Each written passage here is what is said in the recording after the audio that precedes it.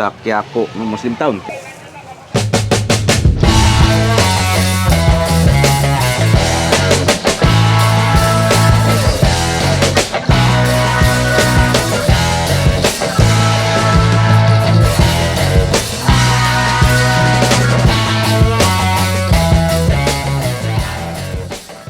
Ayun, Gar! Naku, mabuhay ka. Isa sa mga kapatid natin dito sa Muslim Town sa Quiapo. Siyempre, kung tawagin nga siya, pinakikilala ko sa inyo, si Gary Paterno. At, Gar, ilang taon nyo nang ginagawa ang pagluluto ng ganitong kalalaking talyasing mga pagkain? Nagsimula kami nito nung pandemic. Pero matagal na yung store namin. Pero yung pagtitinda kasi namin ng pastil, pachupoy-chupoy lang, hindi pa gaano sikat. Hanggang sa nakuha namin yung kagat ng masa, kaya yun, sumikat. 2020, nung nagsimula kaming magganto. Inumpisahan nyo sa Doon pater? din yung pumatok ko. Sa pastil muna. Tapos dinagdag nyo na Itong kakaibang recipe, ayan. Oo, at ang tawag nga dito ay Rendang tsaka piyaparan. piyaparan. Ito pa mga pagkain na to, normal sa Mindanao na pagkain? Normal lang po yan. Talagang nakasanayan na dito sa province namin sa Mindanao. Kaya yung ibang Muslim dito, alam nila yung lasa nung kaya binabalik-balikan nila.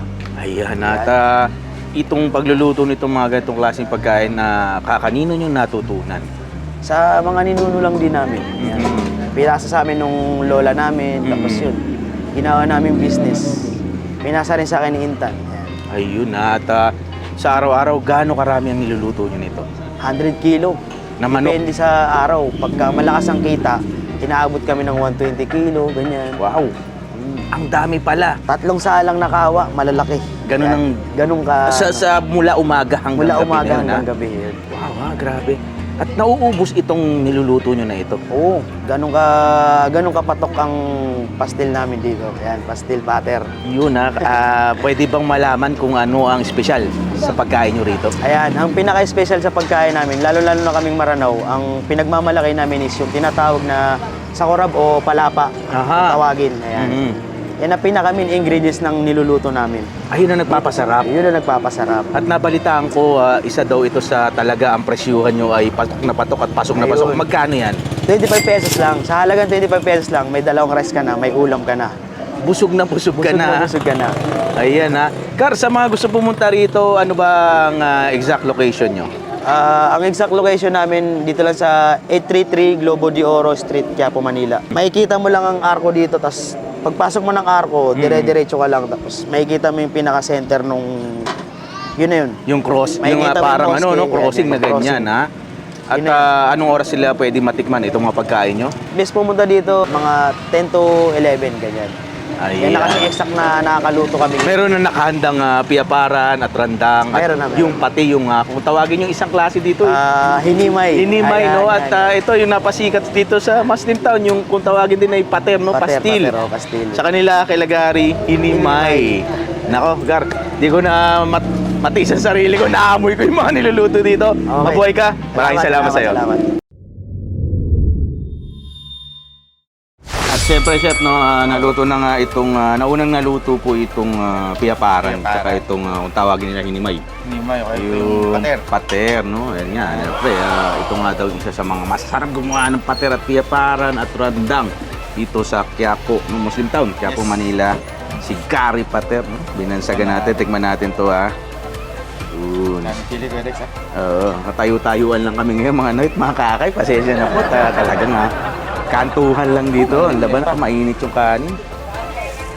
Wow! Dinalaan na akong Chef PJ, marami daw sili.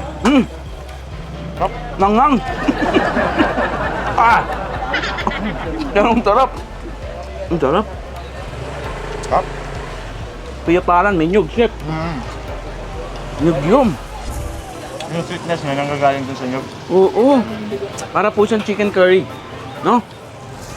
Na merong instead ng gata, ito yung yung kinayod. Kailangan nila sa luto talaga. Yung. Habang kinakain mo, Sarap. kaya nalasahan mo kumakatas yung yung nyug. Oo, ang sarap. Uy. In fairness Chef Dalawa na. Ito pangalawa na sa nakakain natin, o pangatlo na sa nakain natin dito sa Muslim Town sa Quiapo. No? Una, siyempre, yung unang kinakain natin dito, yung pastil talaga, yung pater. Pangalawa po, yung bakas, chef, no? Kumain na rin tayo ng bakas. At ito, yung pangatlo. Siyaparan. At mamaya, kuha rin tayo ng randang. Rendang. Nalalaman natin. Pero ito, double check, no? Lahat ng kinain natin dito, puro double check. Sarap. Sarap ba? Anong biro, mga noit, mga kakay. Solid, sarap. Yung angang niya, kaya mo naman eh. No? Naglalaro kasi yung ano eh. Pinakabahan ng gata. Ang gata kasi parang gatas din ng datingan eh, no? Napatay niya yung matinding anghang. Ano natin itong ano? Natikman mo na yun, Jack? Nalibaw ko pa lang. Sarap din. Hinimay ang tawag ni Gary dito, pero ito yung mas kilala po na pastil o pater.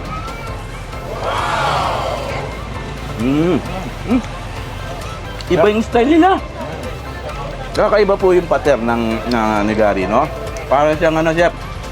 Alam mo yung mga nasa bote? Oo. Tag doon, yung pre-preserve. Parang mga Gourmet, parang gano'n, no? Parang mga gourmet bangus, gourmet something na ganito. Kaya hindi siya yung ibang pater kasi di ba dry? Ito, oily. Oily pero hindi yung umay yung dating. Sarap. Ayos ah. Ang galing gumawa si Gary. Yep, no? Saludo dito. Kuya at saka kay Gary no, nagluluto nito. Gusto ko yung anghang. Sarap.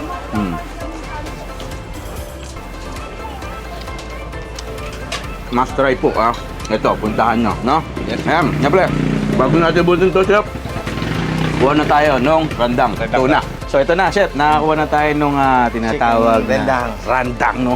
Randang, tawag ni Sir Gary. tawag ni Gary dito is randang daw. Rendang. So basically para siyang manok po, no? Yan, no?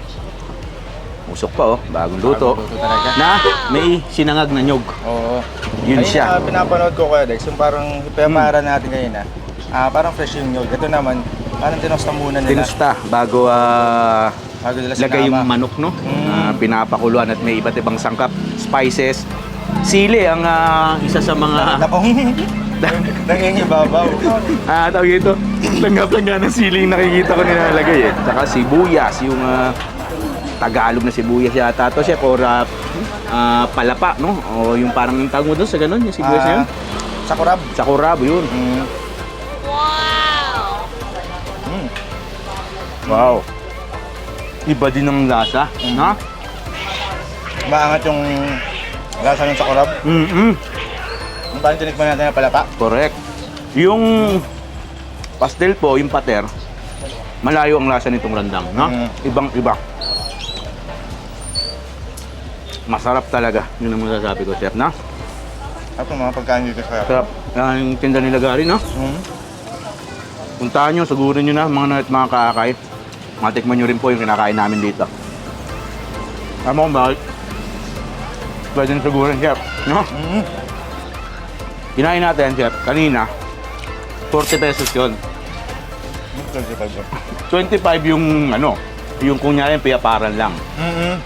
Kasi plus yung Nilagyan ng 15 pesos na Additional pastil natin, o oo. na pater, no? Kaya naging 40. Ito, 25 din. murang-mura. Yan yun naman ang presyo. Pati naman dami, busog ka.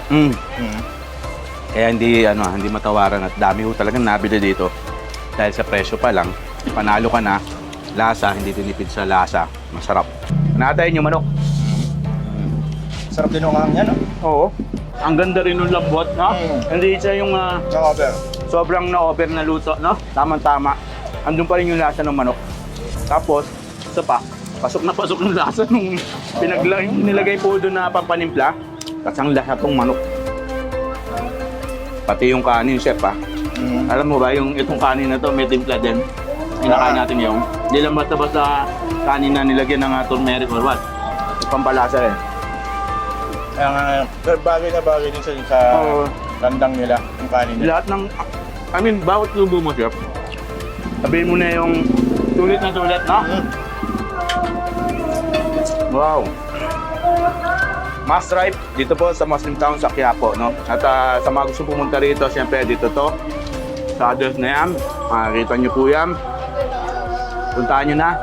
Matikman nyo rin itong kinakain natin. Pagkain Muslim, pagkain Pilipino, Sariling atin po ito, dapat natin pagmalaki, no? Siyempre, yun na nga, Chef. Bago ng lahat, maraming salamat naman po sa inyong lahat sa panonood sa atin, no, Chef? Sa Akay ni Sol, no? Party List family, sa ating mga supporters, followers, maraming salamat po sa inyong lahat. Mabuhay kayo, siyempre, no? At maraming pagpapala. Dasal namin ng inyong kapayapaan, masaganang buhay. Ako po ang ilikod, si Kuya Dex, kasama pa rin si Happy J. hanggang sa susunod na episode, samahan niyo kami ng mahal. Bye!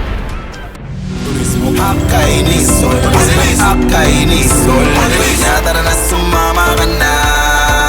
Turismo Akainisol, Akainisol, hindi ka na mag-isa kasi kasama kita.